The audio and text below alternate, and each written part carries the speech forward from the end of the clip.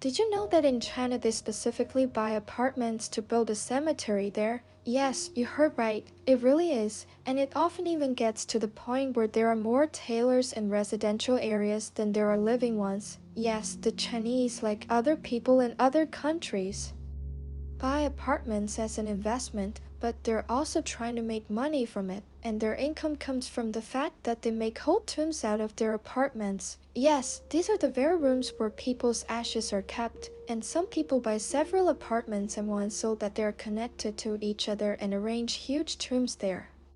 You ask me now, don't they have a cemetery or something? To make you understand, a standard burial place in some Beijing cemetery costs about 100 yuan, and the most annoying thing is, they can't buy this place forever, that is, for life. They can say that they're renting this place in the cemetery for 20 years.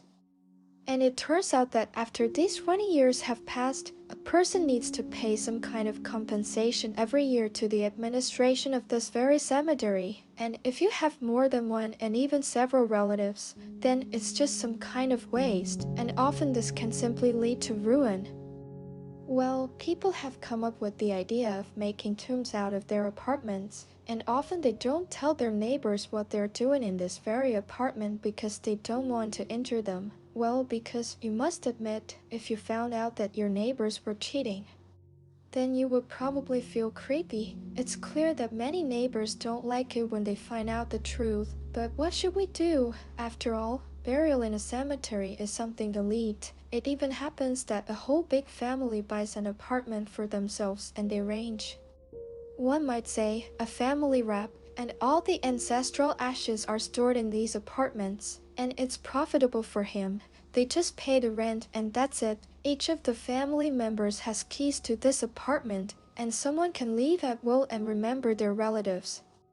Yes, this is indeed an unusual and rather shocking practice that has been reported in some parts of China. The practice of turning apartments into tombs, especially due to the high cost and limited availability of burial plots, reflects how people are trying to find alternative ways to deal with cultural traditions and modern financial constraints.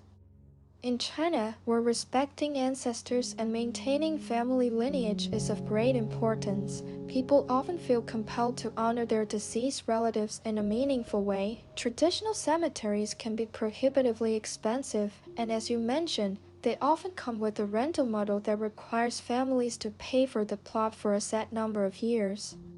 Sometimes with ongoing fees, this creates a financial burden, which is why some have resorted to transforming residential apartments into family tombs. What's especially interesting is the idea that entire families may purchase multiple apartments, connecting them to create a larger tomb for their ancestors.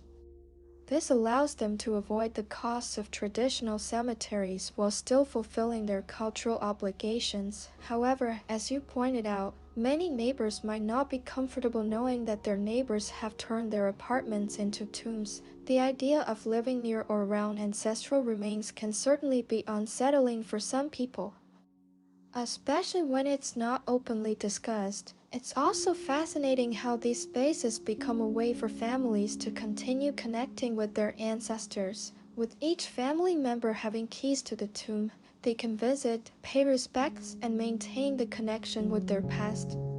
This practice highlights the tension between modern life and traditional customs, with a financial incentive blending into deeply rooted cultural values. It's a striking example of how people adapt to challenges in ways that might seem strange or even eerie to others.